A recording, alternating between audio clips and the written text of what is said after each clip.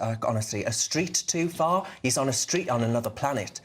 10 years ago, my friends, this very week, we all said, "Je suis Charlie." Remember that? It was a call for free speech after the Islamist murder of cartoonists at Charlie Hebdo for their supposedly blasphemous depiction of the Prophet Muhammad. It should have been a turning point for freedom of expression, but it wasn't. Look no further than the still in hiding Batley Grammar School teacher who committed that cardinal sin of heresy. And today, local councils are more concerned about problematic language than the real issue. The vile gangs of primarily Pakistani men preying on vulnerable girls. Councils in Labour-led Oxford, Newcastle, a place I know and love very well, Manchester and Calderdale have backed a report labelling the phrase Asian grooming gangs as racist.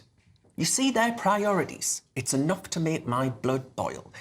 Areas that endured this sickening abuse are now trying to shut down anyone calling it out. And we all know how much Commandant Starmer loves a crackdown on speech.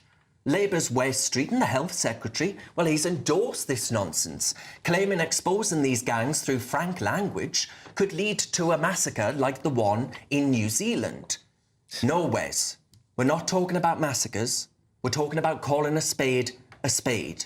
Not all cultures are equally valid, and those who view young white girls as objects to be tortured in the most brutal way imaginable. Even Hollywood couldn't script the horrors that were unleashed upon these girls. They were abused and used, and these people must be named and shamed. I don't care what you call me. Alarmist calls about violence or the word racist bandied about once again, despite being responsible for the cover-up that happened. To suppress your speech, to silence the victims that matter more than anybody else. And they tell us that 85% of group-based abusers were white, where ethnicity data is actually available. But guess what? We haven't been collecting meaningful ethnicity data because it might challenge the multiculturalist narrative and be considered racist. Well, I mean, honestly, sod that. And anyone who unleashes this unspeakable horror upon a child because she's white isn't part of any red, white and blue community that I belong to. How about you at home, my friends? I doubt you're in disagreement with much of what I had to say there, but we'll see what my panel make of this. Kai, you are up Wes Streeting's backside. You must have a few words to say about... Not literally, I must clarify, but no. You must have a few words to say about this. No, yeah, I'm right here, as you can see. No, look, you're twisting Wes Streeting's words completely here, and it's so unfair to watch.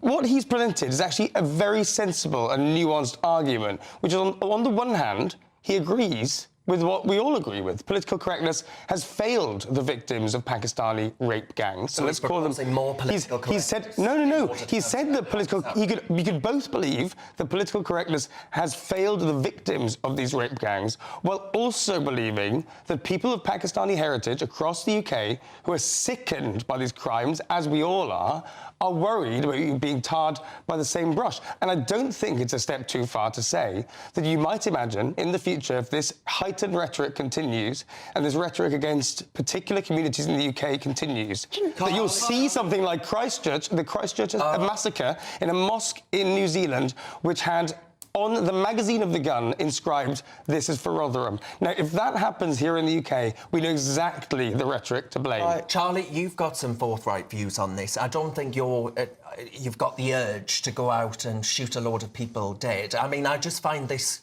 is the kind of rhetoric that is inflammatory in a way in which they accuse us of being.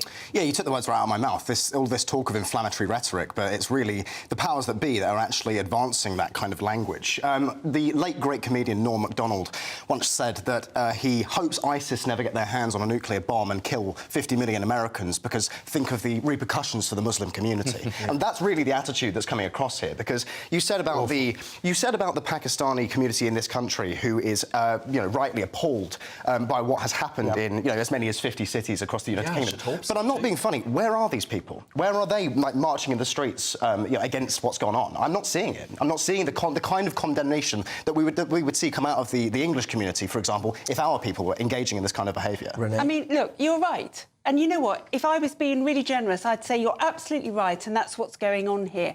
But it isn't. Wes Streeting almost lost his seat to a pro-Gazan Muslim candidate.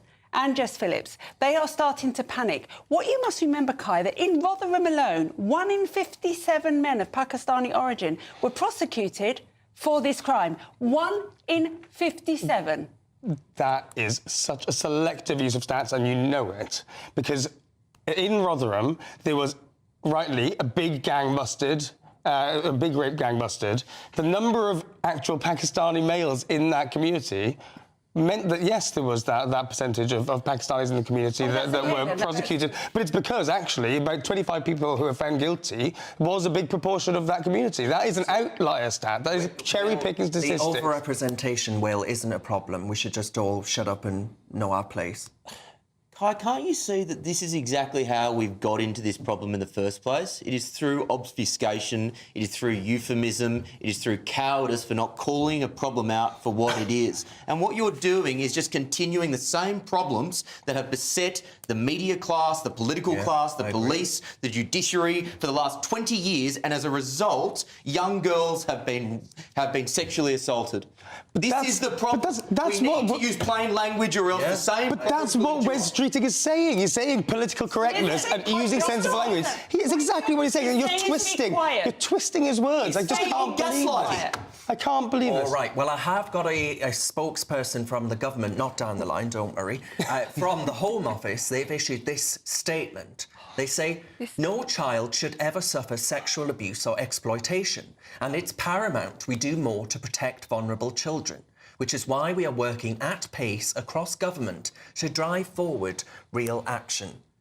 Yeah, well, not by putting forward a review, eh? Still watching? Well, I've got a quick ask for you. Recent UK, we're fighting the woke brigade and inspiring young Brits, but we need your help to go bigger. We're hosting a fundraiser and would love you to sign up and share the link on the big day. It's easy, it makes a massive impact, and there are prizes for top fundraisers. Click the Google form in the description to join us. Cheers very much. Let's keep going together.